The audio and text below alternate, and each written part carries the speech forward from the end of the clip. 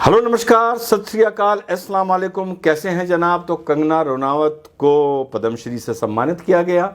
उसके बाद उन्होंने टाइम्स नाउ के कॉन्क्लेव में एक बयान दिया जो चर्चा में है और एक कंट्रोवर्शियल स्टेटमेंट माना जा रहा है कि भारत को आज़ादी 2014 में मिली थी, ना कि 1947 में। 1947 में जो भी मिला था वह आर्म्स और उसको भीख बोला जा रहा है या चैरिटी बोला जा रहा है। यूं तो बहुत से ऐसे मौके आ चुके हैं जहां विचारधारा नहीं पर शब्दावली जो कंगना रनौत यूज कर देती हैं, मैंने उसका विरोध किया है।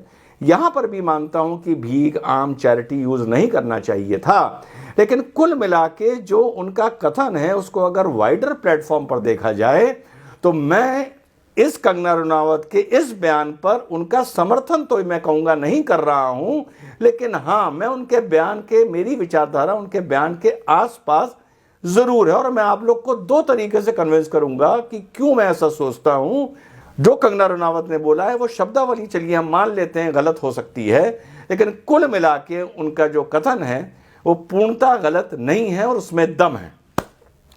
आप लोगों को साथियों ये पता होगा नहीं होगा तो चलिए मैं बता दूं कि भारत को जो ट्रांसफर ऑफ पावर हुआ, पहली बात हम लोग ने उसको ट्रांसफर ऑफ पावर कहा।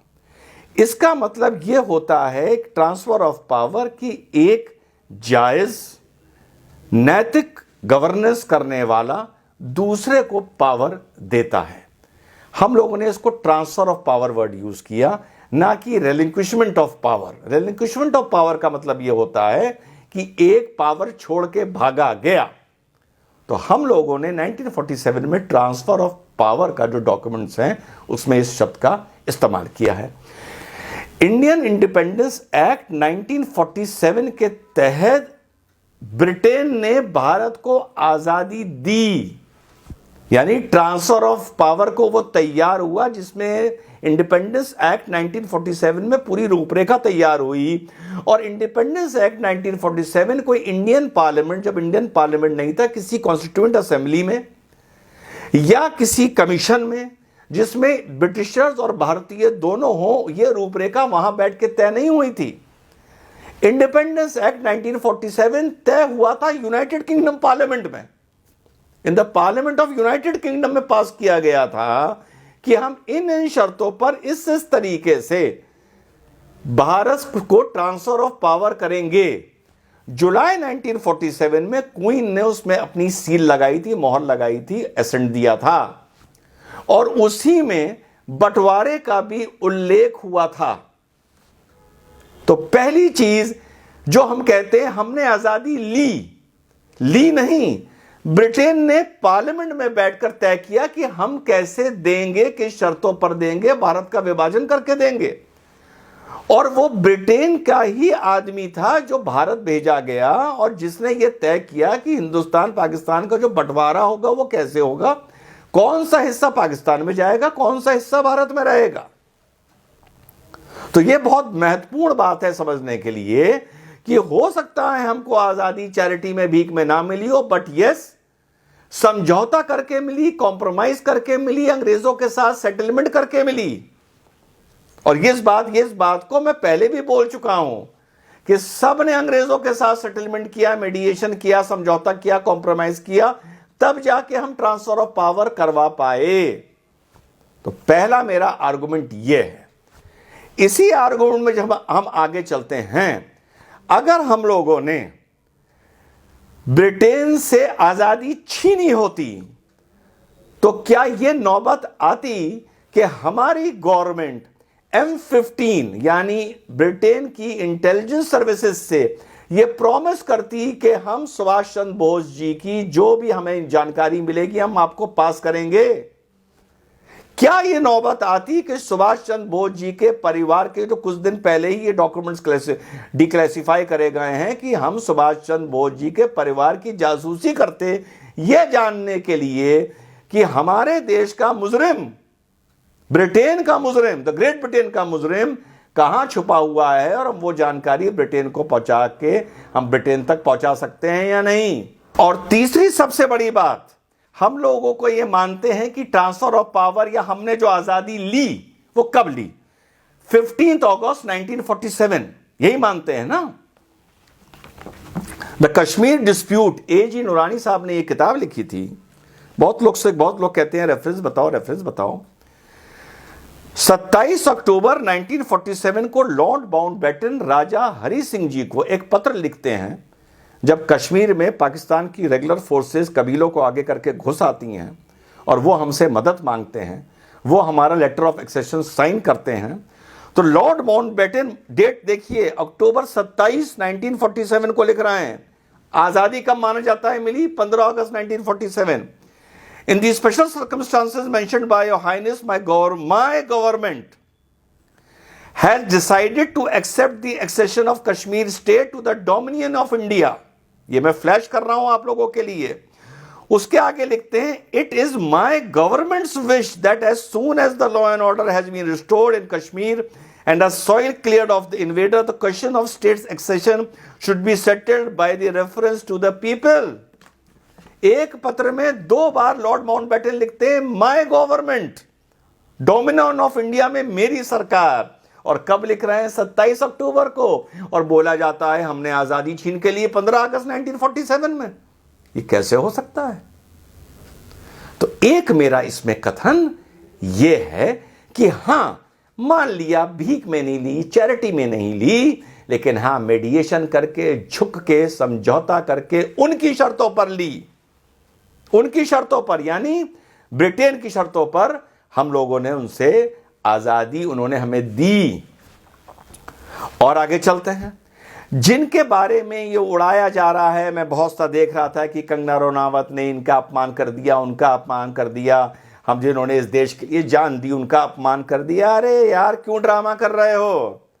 जो लोग इस आजादी की लड़ाई में ऐसे थे जो अंग्रेजों से उनका पावर छीन सकते थे, ले सकते थे अपनी आजादी, अपना हक बना के, अपना हक की तरह, और उन्हें यहां से भगा सकते थे।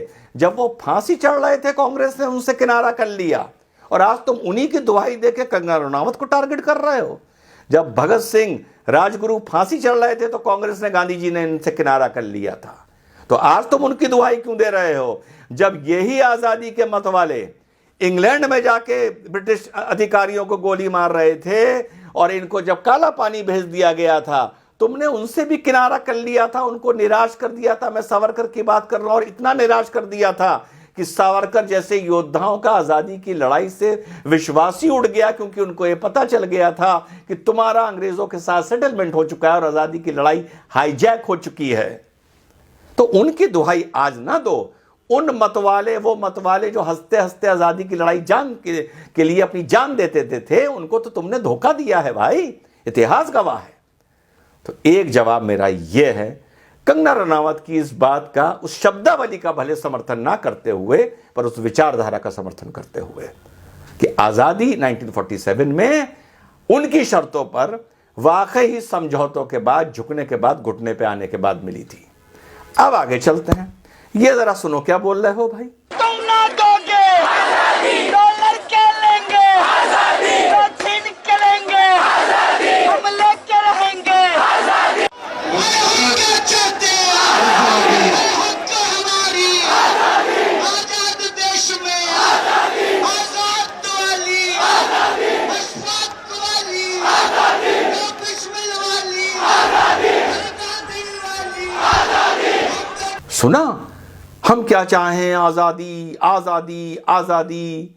ये नारे तो एमयू में, जेएनयू में बहुत सुने होंगे, जामिया में बहुत सुने होंगे, बहुत समर्थन किया जाता है इन नारों का। सेकुलर भी करते हैं, हमारे मुस्लिम भाई भी करते हैं। तो जरा ये बताओ, ये कौन सी आजादी की बात कर रहे हो सन 2000 में, सन 2019 में? अब जब मैं ये बात पूछूंगा या तुमसे कोई ये बात पूछता है, तो तुम लोग कहते हो ये तो भ्रष्टाचार से आजादी, ये तो जातिवाद से आजादी, ये तो सांप्रदायिकवाद से आजादी। यही जवाब लेके आते हो ना कि इन सब चीजों से आजादी। यानी तुम मानते हो कि सन 47 में जो सही आजादी या सही तरीके से आजादी मिलनी चाहिए थी, वो नहीं मिली। तभी तो तुम 2018, 17, 14, 19 में आजादी आजादी के नारे लगाते हो, और सेकुलर ताकतें और मुस्लिम ताकतें इस देश की चीज का समर्थन करती हैं।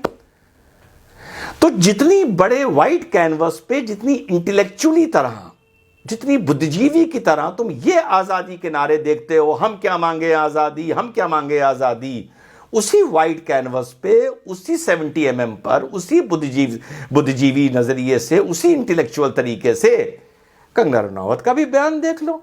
हो सकता है वो भी इसी तरह की आजादी की बात कर रही हो कि हम लोगों को सही आजादी 2014 में मिली। तो अब इस देश में 3 तरह के लोग हैं। एक है जो मानते हैं हमें सन 1947 में आजादी मिली, एक हैं जो नारे लगाते हैं आजादी आजादी, वो ये कहते हैं कि हमें आज तक आजादी, सही आजादी नहीं मिली। कंगना रनावत कहती है कि हमें 2014 में मिली। तो तुम जो कंगना रनावत कहती है, अगर वो गलत है तो फिर तुम भी गलत हो जो आजादी आजादी के नारे लगाते हैं। और अगर तुम अपनी विचारधारा से सही हो कि हमें सन 47 में सही आजादी, सही मायनों में आजादी नहीं मिली, अगर तुम सही हो तो उसी दृष्टि से, उसी मायने से, उसी इंटरप्रिटेशन से कंगना रनावत भी सही है। वो कहती है हमें 2014 में मिली। कम से कम वो तुमसे बेहतर है। वो ये तो कह रही है हमें 2014 में मिली। तुम तो आज तक नारे लगाते रहते हो आजादी आजादी आजादी। तो भैया तय कर लो, अगर तुम सही हो तो कंगना भी सही है, और अगर कंगना गलत है तो तुम भी गलत हो। और 1947 के 3 महीने बाद लॉर्ड माउंटबेटन ने यह लिखा, माय गवर्नमेंट।